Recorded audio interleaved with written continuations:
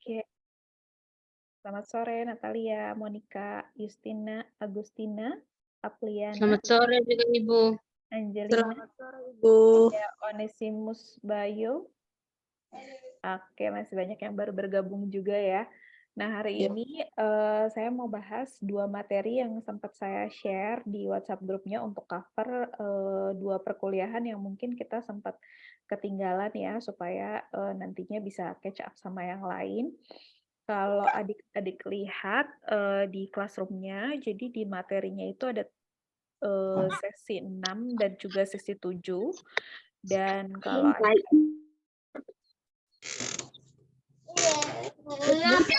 Light is ready. Oke, kalau adik-adik lihat di sini ada beberapa yang sudah mengumpulkan, tapi banyak juga yang belum ya. Ini untuk IPA B. Nah, tugasnya apa sih Bu? Ya, atau mungkin ada yang belum melihat ya tugasnya. Mari kita buka. Oke, sudah banyak yang masuk ya. Oke, kita buka untuk IPA B dan juga IPA A ya. Oke, nah kalau adik-adik lihat di classroom-nya, sudah bisa kelihatan semua ya. Ya, jadi kita ada sekarang di sesi 6 dan di sesi 7. Nah, di sesi 6 dan di sesi 7 itu materinya tentang batas ilmu pengetahuan dan bukan ilmu pengetahuan. Nah, ini sangat penting buat kita ya, karena sekarang itu banyak sekali kan ya hoax-hoax yang mungkin kita bisa gampang sekali akses, dan sebenarnya di Sumba sendiri itu punya keunikan karena sudah ada local wisdom atau mungkin pengetahuan yang sudah diturunkan dari zaman kakek nenek kita dulu ya, tapi mungkin tidak tertulis atau mungkin belum ada yang pernah meneliti tentang hal itu. Jadi kita nggak tahu apakah itu benar, sebuah kebenaran atau sebuah mitos belaka ya. Oke, nah di sesi yang keenam ini ada batas ilmu pengetahuan dan bukan ilmu pengetahuan. Di sini ada dua post yang saya berikan baik di IPA A maupun di IPA B ya, itu ada di batas ilmu pengetahuan. Oh, oke. Yang ini belum ada tugasnya ya. Oke. Create, reuse post. Dari sejarah fisik filsafat B, sesi 6. Oke, reuse. Oke.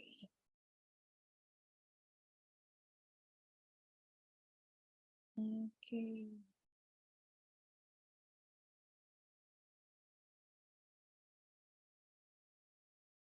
Oke. Ya, di yang sesi ke-6 ini ada dua, ya, ada materi dan juga ada tugasnya. Terus di sesi 7 juga ada materi tentang mendefinisikan ilmu pengetahuan dan juga ada tugasnya, ya. Jadi kita bahas satu-satu mulai dari sesi 6 dan juga materi dari sesi 7, lalu kita nanti bisa adik-adik lihat tugas-tugasnya di masing-masing classroom-nya ya. Nah, nanti ada yang sudah kerjakan atau sudah mulai baca-baca, baik ya, bisa nanti sambil sharing juga di perkuliahan. Oke, nanti kalau ada yang mau tanya ataupun ada yang mau memberikan komentar, boleh sekali tinggalkan di kolom chatnya ya, supaya nanti Ibu juga bisa lihat kembali ketika sudah kita bahas semuanya. Oke, kita mulai dari yang pertama dulu ya, dari sesi 6. Oke. Adik-adik sudah bisa dengar suara saya? Kalau sudah bisa dengar suara saya, coba ketik di kolom chatnya bisa. Bisa dengar suara saya?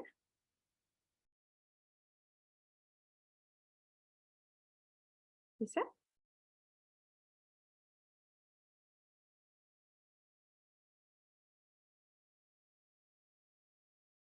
Oke, thank you.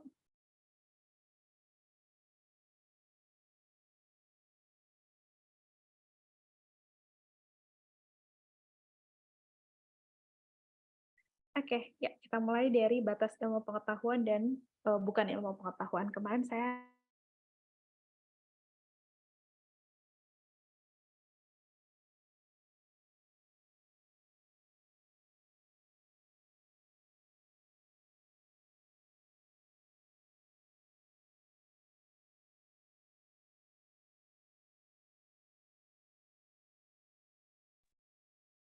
Oke, sorry, kayaknya saya keluar dari room. Ya, kalau adik-adik boleh lihat di materinya, ya, saya berikan lagi materinya. Ups, mohon maaf.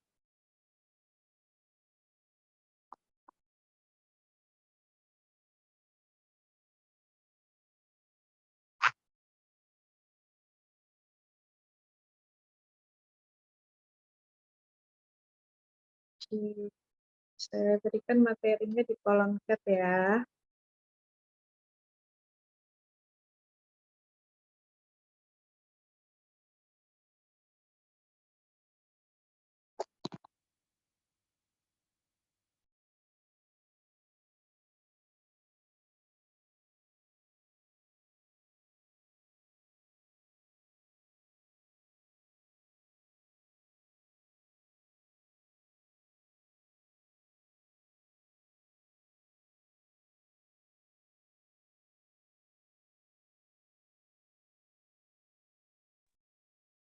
Oke, adik-adik sudah bisa dengar suara saya.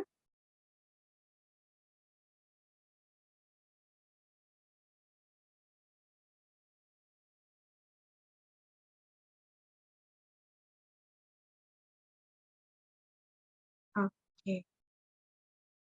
Ya, oke. Nah, jadi batas ilmu pengetahuan dan bukan ilmu pengetahuan apa sih batasnya ya? Kita coba bahas ya satu persatu.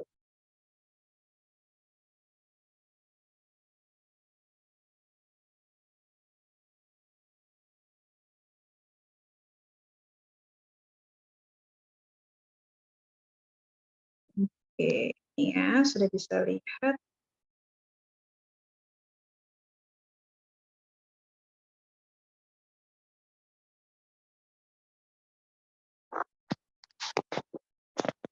Oke, ya ini ya batas ilmu pengetahuan dan bukan ilmu pengetahuan. Oke, jadi kita akan belajar tentang bagaimana pseudoscience atau sains yang tipuan dengan photoscience atau mungkin sains yang masih perlu dibuktikan kebenarannya. Terus juga kita akan melihat nih apa sih batasannya antara yang sains beneran sama sains yang masih berupa shadow atau bayangan gitu ya. Kayak contohnya apa yang ada di dukun atau mungkin yang adik-adik tahu atau pernah dengar dari. Oke, oh sorry, saya berpindah lagi. Adik-adik sudah bisa dengar suara saya? Kalau sudah bisa, coba ketik bisa di kolom chatnya.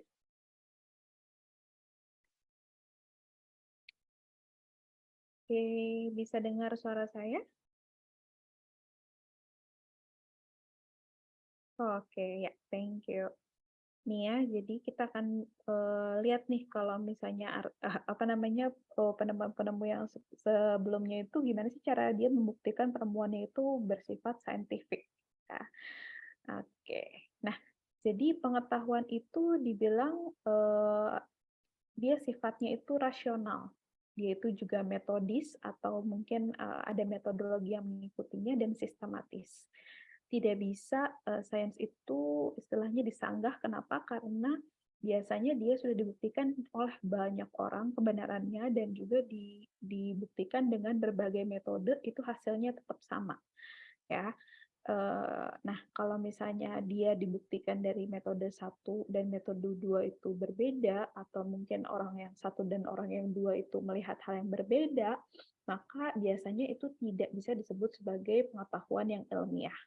Contohnya perasaan, ya, misalnya ada yang bilang nih, Angela, Angela misalnya adalah anak yang paling rajin. Nah, buktinya apa kalau Angela paling rajin? Misalnya Angela itu dia selalu datang tepat waktu. Buktinya mana? Oh, misalnya semua dari catatan di Zoom, saya misalnya Angela tuh yang paling pertama masuknya. Tapi kalau misalnya saya tidak punya data dari Zoom atau data catatan kapan Angela masuk kelas gitu ya, rajin itu cuma sesuatu yang dinilai oleh orang, tapi tidak ada kebenarannya. Ya. Nah, itu sesuatu yang relatif dan akhirnya tidak bisa dibandingkan antara satu dengan yang lainnya. Lalu pengetahuan yang mana saja yang dapat dikategorikan sebagai pengetahuan ilmiah? Nah, ini menarik nih adik-adik ya. Penujuman atau klinik ya, atau mungkin dukun ya, atau mungkin kalau kita di Sumba itu banyak sekali kan ya kegiatan kayak misalnya membaca hati ayam, terus membaca usus ayam gitu ya. Itu nggak ada bukunya, tapi orang tua kenapa bisa ya gitu. Terus kalau adik-adik tahu horoskop ya, misalnya ada Aries, Sagittarius, Scorpio ya. Nah, apakah itu termasuk ilmu pengetahuan yang ilmiah? Coba nih, siapa nih yang percaya eh,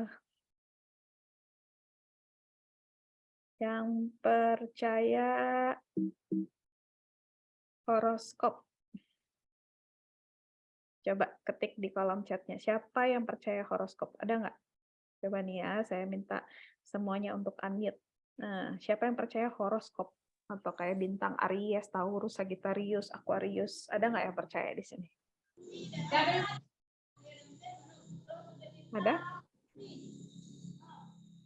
Ada yang percaya? Coba. Siapa yang bintangnya Aries? Sagittarius? Taurus? Aquarius? Gemini? Cancer? Udah? Hah? Kita tahu. Oke.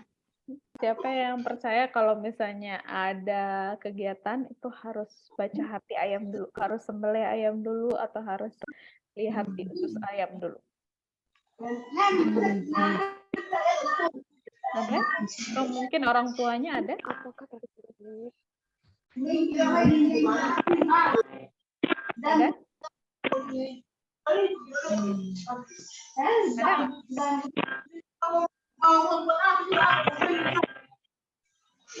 Ada nggak?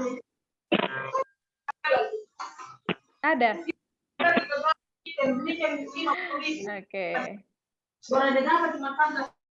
Ya, oke, thank you.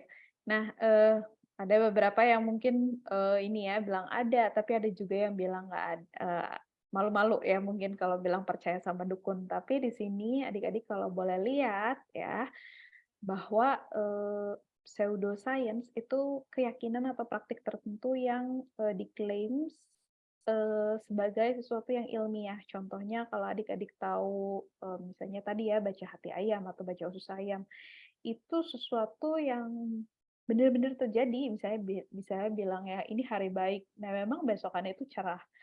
Atau mungkin jangan besok karena besok misalnya bukan hari baik. Nah tiba-tiba ada musibah terjadi gitu ya. Kita percaya nggak percaya itu terjadi gitu. Nah tapi pertanyaannya adalah bagaimana kita bisa membuktikan bahwa itu benar-benar terjadi gitu. Karena itu nggak ada rumusnya dan nggak yang hanya orang-orang tertentu aja yang bisa melakukan hal itu. Nah, adalah ilmuwan Latin ya, itu namanya Francois Megendi, dia dari Perancis. Dia bilang bahwa ada hal-hal seperti itu ya. Jadi kayak misalnya membaca usus ayam atau hati ayam gitu ya, yang kita mungkin percaya nggak percaya beneran terjadi gitu ya. Orang tua zaman dulu bilang kayak gitu. Misalnya kalau ada kayak nyale gitu ya, itu nggak ada rumusnya, tapi tiba-tiba itu terjadi dan itu menandakan bahwa akan terjadi musim misalnya pasola gitu ya. Nah, mungkin sekarang sudah ada orang-orang yang meneliti tentang itu ya, dan bahwa sebenarnya nyale itu secara saintifik memang terjadi bukan cuma di Sumba aja, tapi ada juga di daerah-daerah yang lain. Tuh. Nah, kita percaya, kita nggak percaya gitu ya. Nah, gimana nih caranya supaya kita bisa yakin bahwa apa yang terjadi itu memang betul-betul sesuatu yang ilmiah, yang bisa dibuktikan. Apa hubungannya contohnya itu hati babi atau usus ayam dengan cuaca atau dengan hari-hari yang terjadi di keesokan harinya. Siapa yang tahu? Apakah babi itu tahu atau apakah ayam itu tahu gitu ya. Nah, ini dibilang bahwa, si, Jeffrey Bloom bilang pseudoscience atau sains yang, apa namanya, sebenarnya dia tidak ada bukti nyatanya, ya. Tidak bisa diverifikasi dan tidak ada juga, kesimpulan yang bisa ditarik dari situ. Tapi kita dengan mudah ya bisa jatuh ke dalam pseudoscience itu, percaya akan horoskop atau mungkin, dukun dan lain-lainnya karena kita, cenderung untuk kerja sendiri dan akhirnya nggak ada orang lain yang meneliti juga tentang hal itu, tuh. Nah, akibatnya kita bisa aja nih ngomong misalnya, "Besok akan hujan," gitu. Nah, tapi bagaimana dengan misalnya yang tadi, yang ngomongin soal hati hati babi atau mungkin, apa tuh namanya, usus ayam gitu ya, itu kan, dari zaman dulu, dari zaman kakek nenek kita udah kayak begitu, gitu. Nah, ini dibilang bahwa, kadang-kadang, kita tuh terjebak, kenapa? Karena, mmm, pseudoscience ini adalah, sesuatu yang sangat mudah kita akses atau yang sangat mudah kita bagikan dan, nggak perlu dibuktikan lagi, tapi itu dia benar-benar terjadi. Dan biasanya, orang yang ngomongin tentang pseudoscience itu nggak mau diuji, ya. Jadi kalau misalnya adik-adik tahu, ada obat-obatan tertentu yang adik-adik, mungkin kakek nenek adik-adik itu buat atau mungkin biasa konsumsi dan itu sebenarnya seharusnya, diuji secara laboratorium atau diuji dengan cara-cara yang lain supaya tahu apakah obat itu betul-betul bisa mengobati atau bisa menangani suatu masalah kesehatan kita itu sendiri, gitu. Kenapa? Karena, akibatnya itu bisa, fatal ya kalau misalnya, kita menggambarkan penyakit atau mungkin situasi-situasi sains itu secara tidak tepat. Oke, nah karakteristik utama pseudoscience atau mungkin sains yang tiruan atau yang tipuan ini, biasanya dia berupa klaim-klaim kosong. Terus biasanya suka dibesar-besarkan dan juga nggak bisa diuji dengan cara lain atau orang lain. Nah, biasanya, dia hanya menggunakan konfirmasi-konfirmasi, dari orang-orang yang sebelumnya sudah melakukannya juga, gitu ya, tapi tidak benar-benar, terbuka akan, ilmuwan-ilmuwan lain. Nah, makanya menarik tuh, kalau adik-adik tahu misalnya ada nyale, biasanya tuh ada peneliti-peneliti yang ikutan tuh turun ke, daerah nyale untuk cari tahu apakah benar fenomena nyale itu benar-benar terjadi. Terus kayak ada juga Eee, pe peneliti-peneliti yang meneliti tentang misalnya nyanyian-nyanyian Sumba yang nggak ada atau puisi-puisi, syair-syair Sumba yang nggak ada catatannya, tapi dia pengen teliti apakah benar-benar itu tuh penuh syarat makna. Nah, hal seperti itu, baik bahwa kita sekarang mau menguji itu ya. Terus contohnya yang banyak diuji juga adalah rumah Sumba misalnya. Zaman dulu tidak ada yang belajar teknik sipil, arsitek, kok apa, kok kenapa Rumah Sumba itu bisa begitu indah, begitu kuat ya, apa yang membuat dia begitu indah dan begitu kuat. Nah, itu akhirnya banyak sekali sekarang ilmuwan-ilmuwan yang pergi ke Sumba untuk meneliti dan menguji supaya itu menjadi sebuah teori. Sebenarnya orang Sumba itu tahu sains gitu ya, tahu IPA, tapi mungkin sedikit sekali yang betul-betul diuji secara saintifik dan juga ditulis sehingga itu masih dianggap sebagai pseudoscience. Tuh. Oke. Nah, ada nih satu, ahli namanya Paul The Harthout, ya, dia tuh ahli biologi. Nah, dia bilang bahwa ketika kita mencapai scientific literacy atau kemelekan kesadaran akan hal-hal ilmiah, maka kita akan punya, feeling dalam hati kita gitu ya, kita punya kemampuan untuk membedakan yang mana yang, sains dan mana yang non-science, mana yang sudah teruji, mana yang belum. Itu makanya, apa namanya, buat dia kalau misalnya kita sebenarnya memuji astrologi gitu ya, bintang-bintangan, dukun, atau okkultisme, itu bukanlah sains. Kenapa? Karena nggak bisa dibuktikan dan pattern-nya itu bisa jadi berubah-ubah gitu. Nah, tuh. Oke, tapi ada juga nih orang namanya Pak Paul Friedebert itu dia menolak batas antara sains dan, pseudoscience karena dia bilang bahwa sebenarnya ini bukan, pembatasan yang kaku karena, apa namanya, bisa aja suatu saat nanti itu dibuktikan dan juga terjadi itu kebenarannya, ya. Nah, terus Karl Popper dia bilang bahwa ilmu pengetahuan itu nggak selalu juga bisa diuji, dan bisa juga bahwa ilmu pengetahuan itu luput dari kesalahan. Nah, seringkali pseudoscience ya, misalnya kayak tadi ngomongin obat-obat dari dukun atau teori-teori dari dukun gitu ya, itu adalah, sebenarnya adalah ilmu pengetahuan yang mungkin belum selesai atau mungkin belum, diuji itu. Jadi, seringkali mungkin itu salah dan akhirnya orang-orang langsung bilang bahwa itu udah salah dan nggak bisa dipakai lagi. Nah, ini adik-adik coba lihat gambar otak ini, menarik banget nih. Coba ya dilihat gambar otaknya. Nah, di sini dibilang bahwa, otak kita itu sebenarnya terdiri dari banyak sekali pemikiran dan juga, intuisi gitu ya.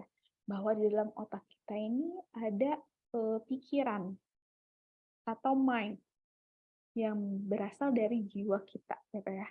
Nah, tapi, di situ, ada ahli-ahli frenologi yang bilang bahwa sebenarnya setiap dari bagian otak-otak kita itu, dia ada, bagian-bagiannya gitu. Jadi kayak, mana nih bagian otak yang ngomongin tentang waktu, mana nih, bagian otak yang nentuin tentang misalnya, nada, mana nih, bagian otak yang ngomongin tentang, apa namanya, persaingan misalnya, atau perbedaan, pembandingan, warna, dan lain-lain.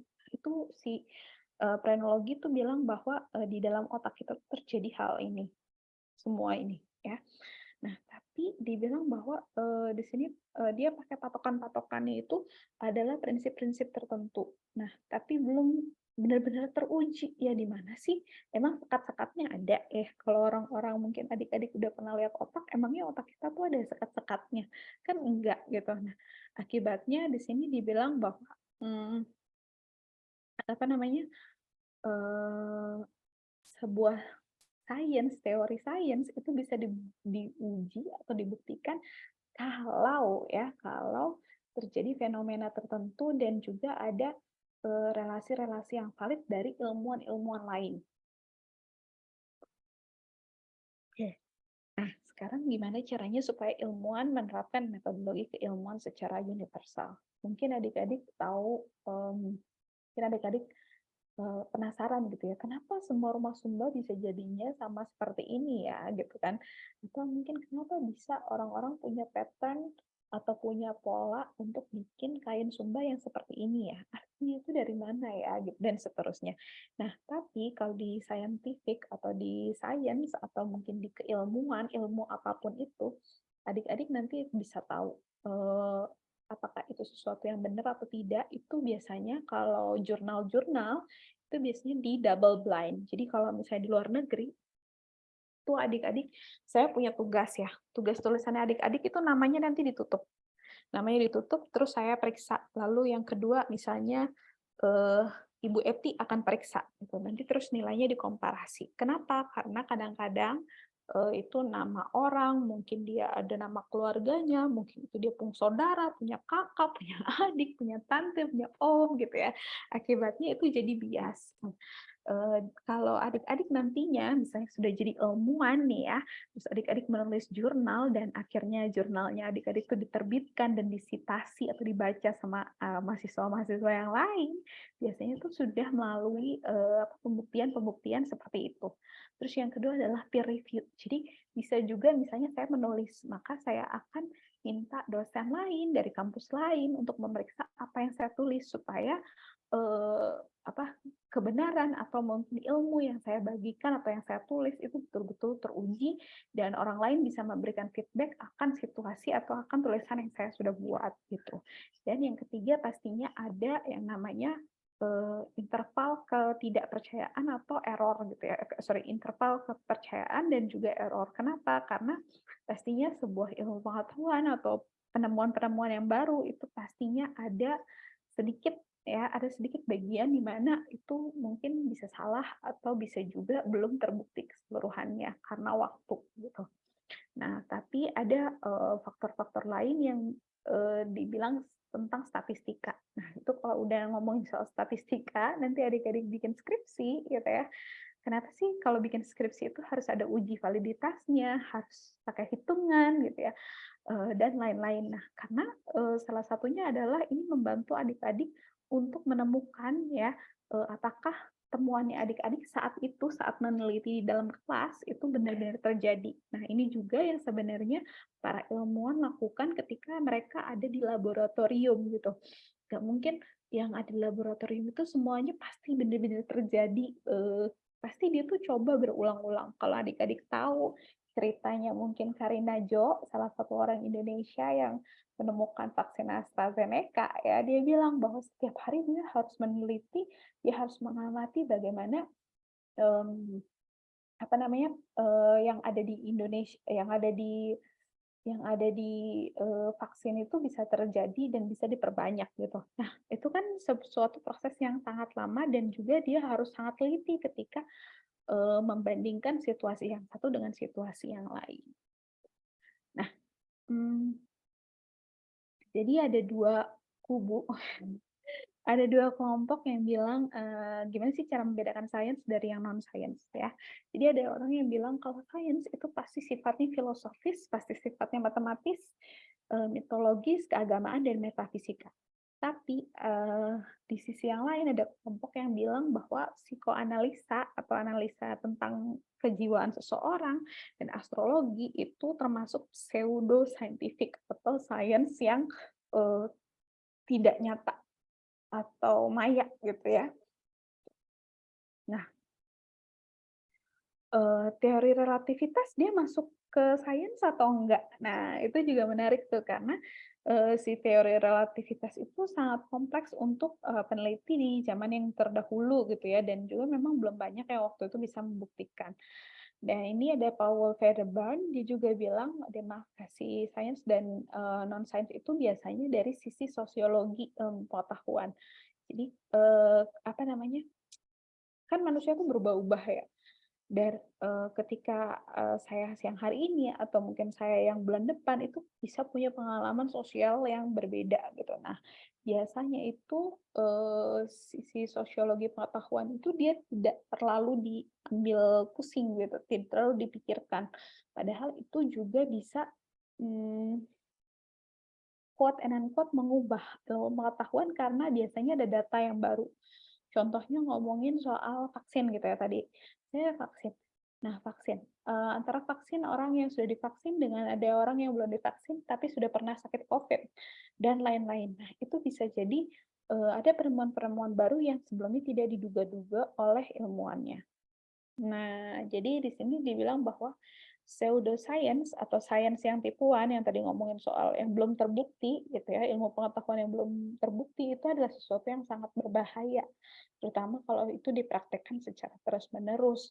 Nah, tapi ada juga, yang di satu sisi lain ya, karena itu kepercayaan dari kakek nenek moyang gitu ya, terus itu mungkin itu kepala desa yang omong atau mungkin ada, apa namanya, ada hasil finansial gitu ya, contohnya ngomongin tentang pasola gitu ya. Sekarang pasola bukan hanya soal, nyale dan juga perayaan aja, tapi juga udah jadi pusat ekonomi gitu ya. Orang-orang bisa dapat uang gitu ketika berjualan di pasola. Nah, atau mungkin orang-orang bisa dapat uang ketika mengantar tamu gitu ya untuk berkeliling Sumba. Padahal misalnya ada daerah-daerah tertentu yang nggak boleh sebenarnya dikunjungi oleh tamu dari luar, misalnya desa-desa yang pamali. Nah, itu, akhirnya menjadi, titik ekstrim ya bahwa memang, itu menjadi sesuatu yang berbahaya dan kalau misalnya nggak bisa dipastikan kebenarannya, contohnya terlebih lagi kayak misal obat-obatan yang alami, atau obat-obatan yang tradisional gitu ya, kita nggak bisa tahu apakah itu benar-benar terjadi atau bisa menyembuhkan atau tidak, tapi kita main urut aja atau mungkin kita kayak main makan aja daunnya gitu. Nah, itu bisa berbahaya sekali, ya. Nah, di sini dibilang bahwa, mmm, biasanya, eee, jadi pseudoscience itu sebenarnya udah ada dari, tahun 1844 ya, bahwa banyak sekali sebenarnya praktik-praktik di dunia yang terjadi, tapi nggak benar-benar bisa pastikan kebenarannya ya. Dan itu benar-benar biasanya terjadi karena lingkungan sosial. Jadi kayak misalnya tadi ya kita ngomongin misalnya obat-obatan daun-daunan dari kakek neneknya gitu. Kita nggak tahu itu kakek neneknya siapa, bener enggak, ngerti enggak soal sains atau soal kesehatan. Tiba-tiba aja dia pakai itu dan seterusnya. Nah, ini bisa memastikan soal apa namanya? Soal kepastian tentang prinsip-prinsip ini. Gitu. Nah, cara mengidentifikasi pseudoscience ini adalah kita perlu lebih disiplin dan badan pengetahuan apa namanya kita perlu lebih konsisten lagi dalam mengecek kebenaran. Ya. Jangan langsung percaya saja ya. Oke, terus habis itu apa namanya biasanya itu pseudoscience atau sains-sains yang sebenarnya tidak bisa dibuktikan itu akan gagal di satu atau dua metodologi keilmuan. Nah, pertanyaannya gitu ya, tadi saya tanya siapa nih yang percaya sama astrologi gitu. Nah, mungkin di antara adik-adik ada yang percaya sama astrologi. Bintang saya Taurus, Aries gitu ya dan lain-lain. Nah, kalau adik-adik lihat di sini bahwa sorry. Ya, bahwa secara nyata rasi bintang itu memang ada gitu ya dan itu dia bergerak sehingga kita bisa artikan satu dua hal. Nah, tapi sebenarnya itu dia nggak bisa dibuktikan secara nyata akan dampaknya ke sifat-sifat manusia atau misalnya hari ini Aries akan mendapatkan rezeki nomplok gitu ya. Nah, atau mungkin percintaan Aquarius. Aquarius adalah pribadi yang kalem, misalnya gitu. Dia akan seperti ini. Nah, itu gimana cara ngebuktiinnya gitu ya dari rasi bintang jauh di atas langit sana dengan kebiasaan-kebiasaan kita manusia yang ada di bumi gitu ya. Kita pasti namanya cocok logi gitu ya. Ketika itu sesuatu yang pas, bener, itu kayaknya bener deh gitu. Itu kayaknya cocok dengan saya gitu. Nah, tapi kalau dia itu sesuatu yang mungkin kita tidak percaya atau mungkin itu tidak sesuai dengan apa yang kita pengenin, maka kita bilang itu bohong, itu tipu dia itu. Itu. Nah, sekarang pertanyaan berikutnya adalah bagaimana dengan penciptaan kita dengan Tuhan ya dari Tuhan gitu ya. Apakah apa namanya penciptaan kita ini atau mungkin bagaimana Tuhan menciptakan manusia ini termasuk pseudoscience juga? Atau dia sebenarnya termasuk sains? Apa buktinya bahwa sebenarnya Tuhan itu betul-betul menciptakan kita dengan segambar dan serupa Allah? Siapa yang bisa membuktikan itu gitu ya? Atau siapa yang bisa membuktikan bagaimana bagaimana sains itu betul-betul penciptaan manusia gitu ya, penciptaan Tuhan, Tuhan yang benar-benar ciptain pohon, dari mana buktinya bahwa Tuhan yang ciptain pohon? Ada yang bisa ngomong mungkin gimana caranya kita bisa membuktikan bahwa Tuhan itu betul-betul menciptakan langit dan bumi? Apa buktinya? Kalau kalian ditanya gitu,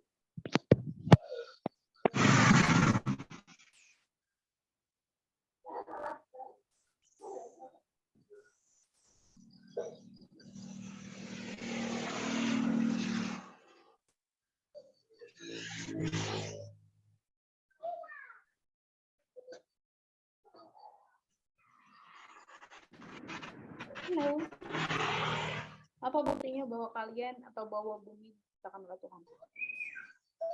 Yang membuktikan Ibu dari sejarah Alkitab. Kalau dari saya Ibu, menurut saya dari sejarah Alkitab, dari Alkitab begitu yang membuktikan bahwa Tuhan benar-benar menciptakan langit dan bumi, Tuhan Allah. Ya, oke. Nah, pertanyaannya siapa yang nulis Alkitab?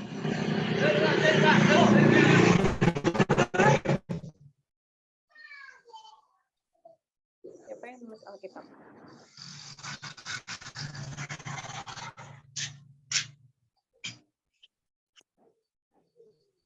Ada yang tahu siapa yang nulis Alkitab? Dari kalau yang perjanjian baru dari para murid Yesus, para rasul. Kalau perjanjian lama yang menceritakan tentang penciptaan, siapa yang nulis? Dari para nabi.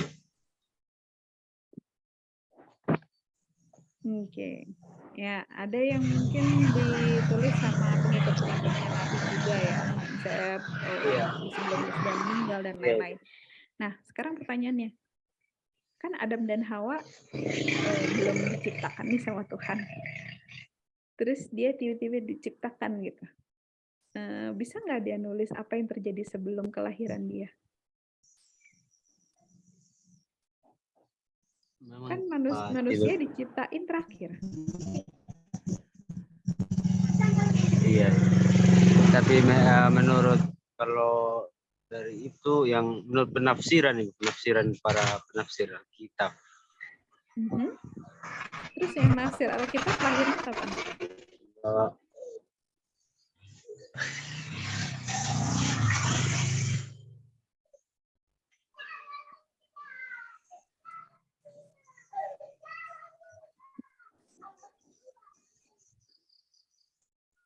Oke, ya saya tidak mau mengguncang iman kalian. Hanya saja kalau suatu kali nanti kalian akan ditanyain misalnya ya, apakah benar Tuhan benar-benar ciptain manusia dan bumi dan segala isinya gitu ya? Kan kalian pasti bingung kenapa? Karena saya juga belum lahir saat itu gitu ya. Contohnya, siapa yang bisa nulis bahwa kalian itu betul-betul dilahirkan oleh ibu kalian? Padahal kan kalian belum lahir gitu saat itu. Ya, mungkin dari siapa? Dari catatan bidan, dari catatan dokter, dan lain-lain. Nah, bagaimana kalau misalnya dengan Adam dan Hawa, terus hewan-hewan sebelumnya, terus langit, terus bumi, gimana cara ngebuktiinnya? Gitu ya. Nah, itu dia makanya terjadi debat yang sangat besar atau dan sangat sering gitu ya dengan antara ilmuwan dengan juga kreasionis atau orang-orang yang percaya akan penciptaan langit dan bumi gitu. Nah, itu tidak bisa kita simpulkan karena memang itu adalah sebuah debat gitu. Kita tidak bisa membuktikan juga, tapi kita tahu bahwa itu benar-benar terjadi dari Alkitab dan seterusnya. Gitu. Ya, jadi kalian harus bersiap-siap ketika kalian menjadi seorang guru gitu ya. Nanti one day kalian ditanya nih sama murid-murid kalian gitu. Ah, Ibu, tidak mungkin itu manusia itu dari tanah. Kita ini tidak seperti tanah, Ibu. Hanya satu saat nanti anak-anak kalian akan tanya seperti itu. Nah, itu yang perlu kita siapkan jawabannya ya. Oke, terus berikutnya lagi adalah proto-science. Jadi ada hal-hal juga sesuatu yang mungkin kita belum bisa uji, tapi sudah mulai diuji.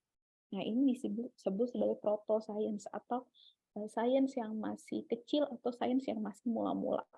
Nah, teorinya itu dia udah terjadi, udah terbangun, tapi dia masih belum teruji seluruhnya. Ada hipotesa atau ada dugaan-dugaan yang masih belum teruji seutuhnya. Ya, jadi mungkin contohnya yang saya bisa bagikan misalnya kayak tenun gitu ya. Tenun. Kenapa tenun Sumba itu dia bentuknya misalnya ada kuda. Atau misalnya dia ada bilang ada cicak. Atau misalnya dia bilang ada komodo. Atau ada, yang di Sumba Timur itu ada apa? Bunga-bunga gitu ya. Atau yang lainnya gitu. Nah, apa yang terjadi saat itu di zaman itu ketika pattern-pattern atau pola-pola itu dibuat gitu. Mungkin tumbuhan-tumbuhan yang hidup di masa itu adalah yang seperti digambarkan di tenun-tenun itu, tapi kita tidak pernah melihatnya sekarang. Nah, lalu dibuatlah para peneliti-peneliti itu menelusuri apakah benar-benar itu terjadi di masa yang sebelumnya dan seterusnya gitu. Nah, itu adalah sebuah penelitian yang mungkin sudah terbentuk, udah ada hasilnya, tapi kita belum betul-betul bisa meyakininya karena itu misalnya waktu dulu dia ditemukan belum ada tuh bukti nyatanya atau mungkin tulisannya atau jejak-jejak digitalnya kalau zaman sekarang bilang ya dan seterusnya. Itu yang dia sudah menjadi proto science itu jadi udah menjadi cikal bakal science tapi masih perlu pengujian gitu ya.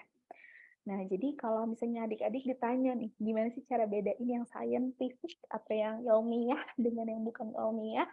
Yang pertama adalah Dengan kalau yang non science itu biasanya menggunakan klaim-klaim yang kabur berlebihan dan nggak bisa diuji. Misalnya adik-adik mimpi, terus adik-adik bilang adik-adik akan dapat uang 1 M. Gimana cara ngujinya? Siapa yang bisa masuk ke alam mimpinya adik-adik misalnya gitu. Dan apakah betul-betul adik-adik besok akan dapat uang 1 M gitu. Itu berlebihan dan nggak bisa diuji kebenarannya.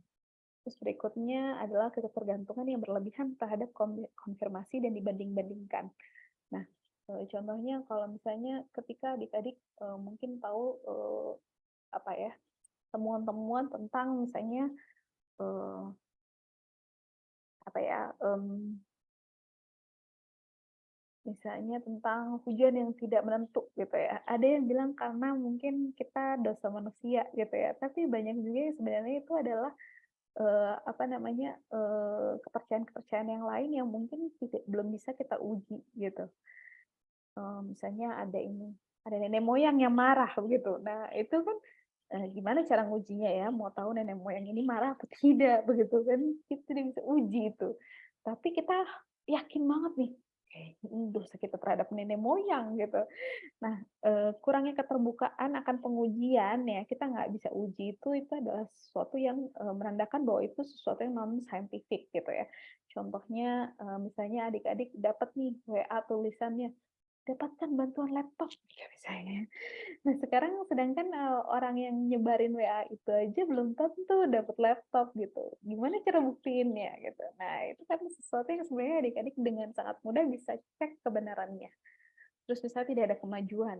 Terus biasanya itu personalisasi isu. Jadi, oh, saya pernah mengalaminya, padahal orang-orang lain belum pernah. Terus misalnya menggunakan bahasa-bahasa yang menyesatkan. Nah, ini ya, jadi adik-adik harapannya bahwa nantinya ketika adik-adik menjadi guru ya, membawakan konten-konten tentang sains, adik-adik perlu menggunakan klaim-klaim yang betul-betul terjadi. Jadi harus betul-betul diuji. Nah, kenapanya itu kalau adik-adik jadi guru sains banyak sekali melakukan pengujian misalnya di laboratorium. Atau misalnya adik-adik mau lulus nih dari kuliah S1, adik-adik harus bikin skripsi dan diuji sampai 3 orang gitu ya. Kenapa? Supaya menguji benar-benar nggak yang adik-adik lakukan itu terjadi dan berhasil atau mungkin gagal gitu ya. Nah, terus ada juga penyimpulan-penyimpulan yang keliru. Nah, ini juga mungkin karena kita bias ya, misalnya ini kan penelitian saya, seharusnya dia berhasil. Misalnya saya bisa meningkatkan kemampuan kognitif siswa dengan menerapkan metode pembelajaran inquiry gitu. Nah, karena kita yang bikin itu riset atau itu penelitian, maka kita pengen itu bahwa dia berhasil gitu ya.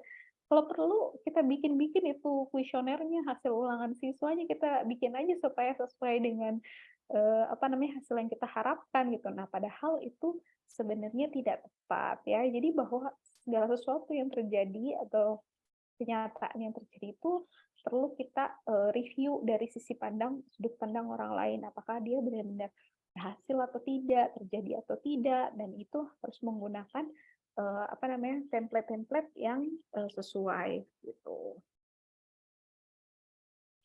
Oke. Terus berikutnya lagi tidak adanya kemajuan ya. Jadi kalau misalnya apa namanya adik-adik melihat juga ada hal-hal yang mungkin kita apa namanya bukti-bukti yang berlawanan gitu ya. Misalnya ada ilmuwan lain atau teman-teman lain yang pernah melakukan penelitian dan jawabannya itu berkebalikan dengan yang kita punya, atau mungkin kita teliti ulang-ulang, coba ulang-ulang tapi masih tidak berhasil juga. Nah, itu juga menjadi satu tanda-tanda bagaimana kita apa namanya melakukan ini mungkin itu bukan sebuah kebenaran gitu ya. Itu mungkin non science gitu ya, tidak ilmiah gitu. Nah, ini juga adik-adik lihat bahwa ada beberapa komunitas-komunitas yang sebenarnya suka bikin-bikin gitu ya, suka bikin-bikin gitu. Kalau misalnya yang dia percaya itu dia bikin-bikin, dia punya teman untuk ikut-ikutan gitu ya. Itu juga sesuatu yang salah ya. Terus misalnya adik-adik menggunakan bahasa yang salah gitu ya, atau mungkin memprovokasi. Nah, itu juga satu tanda-tanda bahwa itu bukan sains atau itu bukan sesuatu yang benar gitu. Nah, masa yang sekarang. Contohnya apa? Banyak sekali istilah-istilah yang mungkin kita atau mungkin penelitian-penelitian yang belum selesai tapi udah dipublish nih. Contohnya itu adalah tentang pergerakan mata ya. Pergerakan mata itu ada teori-teorinya. Terus contohnya adalah neuro linguistic programming. Bagaimana kita mempengaruhi orang dari bahasa yang kita buat gitu ya.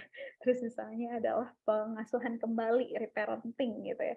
Terus ada Scientology, terapi primal, dan banyak sekali sebenarnya temuan-temuan yang belum teruji, tapi karena ada 1, 2, 3 orang yang berhasil dan juga merasakan dampaknya, akibatnya itu tersebar begitu saja.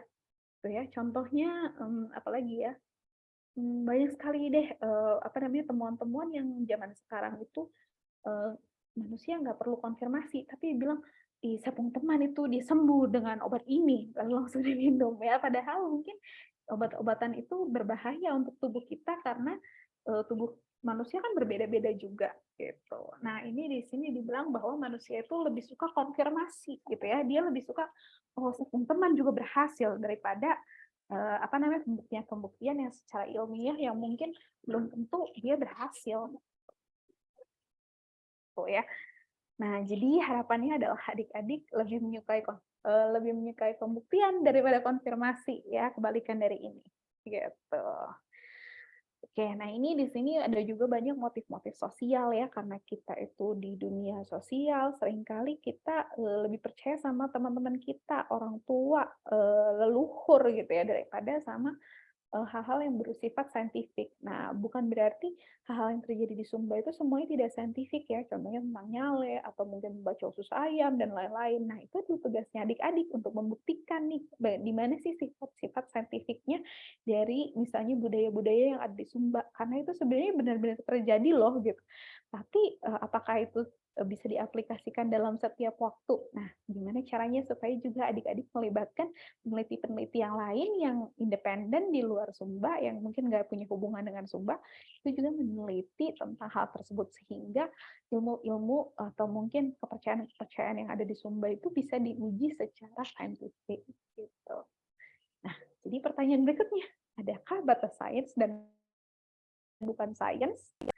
Nah, ini nggak mudah sama sekali ya, karena sifatnya bisa jadi itu cuma karena belum teruji. Ya, contohnya tadi saya ngomong tentang nyale gitu ya. Bisa jadi karena cuma dia belum banyak diuji aja di Sumba. Jadi ya mungkin kita nggak tahu bahwa itu sebenarnya sesuatu yang saintifik gitu ya. Contohnya lagi terkait dengan hati hati babi atau mungkin usus ayam gitu ya.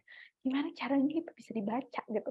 Jangan-jangan emang ada teorinya gitu kalau dia bergelombang berarti apa, kalau dia panjang berarti apa. Jangan sebenarnya ada teorinya gitu, ada pattern-nya, ada polanya, cuma kita nggak pernah benar-benar pelajari itu dan nggak pernah banyak yang nulis tentang itu.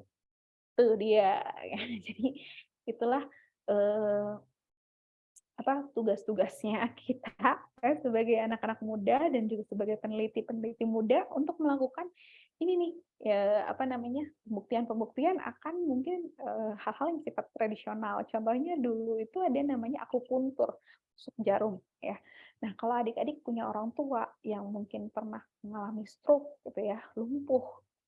Kalau orang-orang di Cina, orang-orang yang ada di kota-kota besar itu udah biasa tuh ditusuk jarum gitu ya.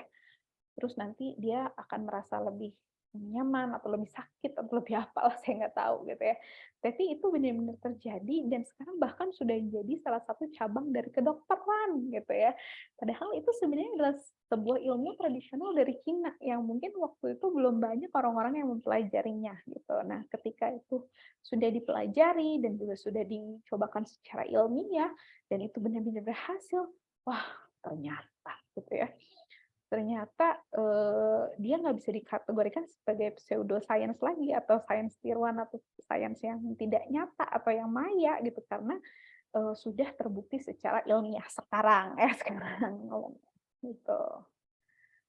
Nah, ini ya, jadi contohnya lagi dia bilang kalau misalnya kita mau ngomongin tentang sains yang scientific atau yang tidak gitu ya, hal-hal yang ilmiah itu dia iya benar-benar terjadi atau tidak, maka kita perlu melihat dari sisi yang lain dan juga menguji dari waktu-waktu yang akan datang gitu. Jadi nanti bisa diuji secara independen, apakah ilmu-ilmu atau teori-teori yang adik-adik bilang itu betul-betul terjadi dan ada buktinya. Contohnya misalnya gini, anak-anak yang belajar dengan bahasa Sumba misalnya akan lebih pintar daripada anak-anak yang belajar dengan bahasa Indonesia.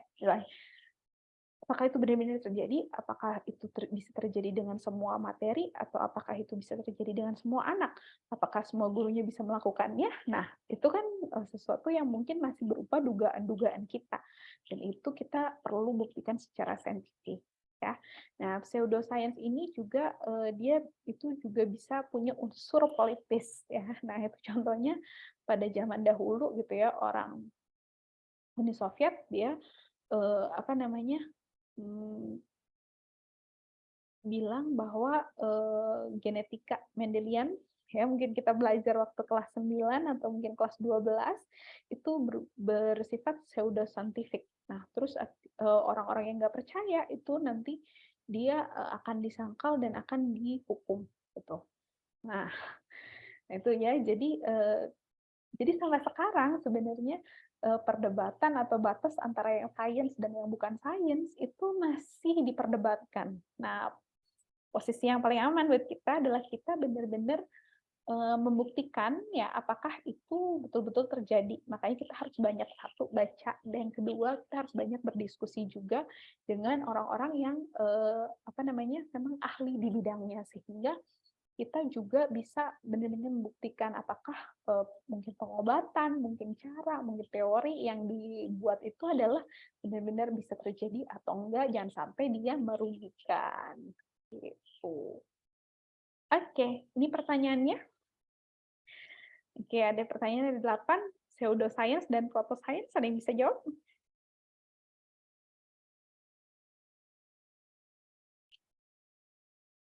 Oke, ada yang bisa jawab? Apa bedanya pseudoscience dan protoscience?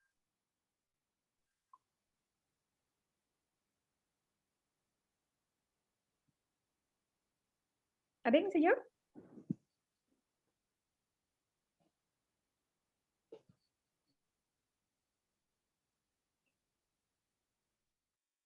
Ada yang bisa jawab?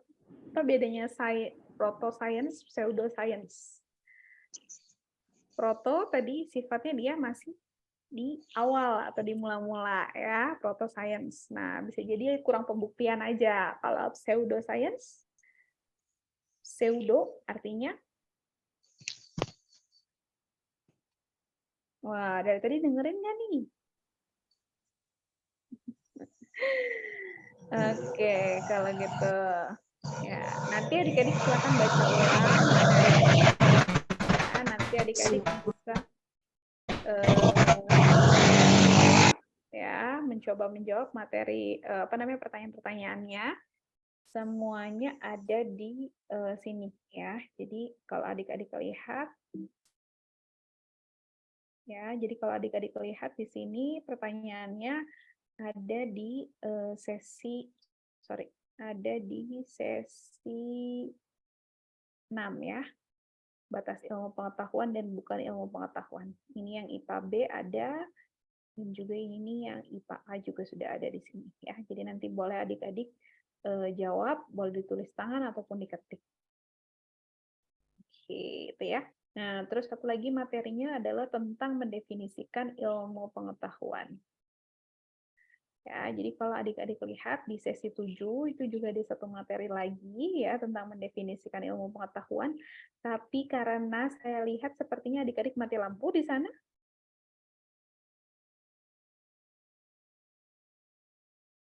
Apakah adik-adik mati lampu?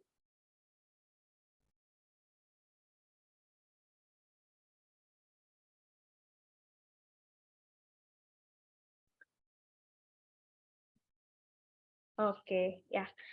Nah, pastinya adik-adik harus menghemat baterai dan juga mungkin kesulitan dengan sinyalnya, tidak apa-apa. Jadi saya akan tinggalkan materinya di sesi 7, ada di Google Classroom-nya juga. Adik-adik bisa menulis, bisa membaca kembali, dan juga bisa kita berdiskusi melalui WhatsApp-nya juga ya. Jadi nanti hari ini perkuliahannya sudah saya rekam dan nanti akan saya taruh di YouTube supaya adik-adik bisa tonton kembali jika nanti adik-adik sudah nyala listriknya dan juga adik-adik bisa mulai ikut berdiskusi lagi ya. Oke, jadi kita ketemu lagi di hari Kamis. Oh, sudah nyala? Mardiana? Oh, Mardiana tidak mati lampu? Tidak mati lampu di sana? Teman-teman yang lain mati lampu ya? Kenapa ada yang gelap ini? Mardiana tinggal di mana? Di Betabula, Ibu. Oke, hanya di Karundi saja kok yang mati lampu. Oke, ya tidak apa-apa ya. Oke, silakan adik-adik boleh nyalakan kameranya. Saya ambil gambarnya dulu ya untuk absensinya.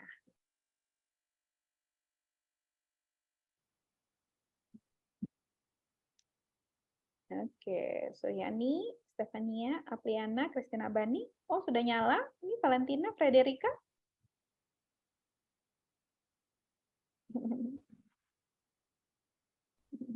Oke, ya. 1, 2, 3. Waduh, gelap semua nih. Ya, oke deh. Kalau gitu ya.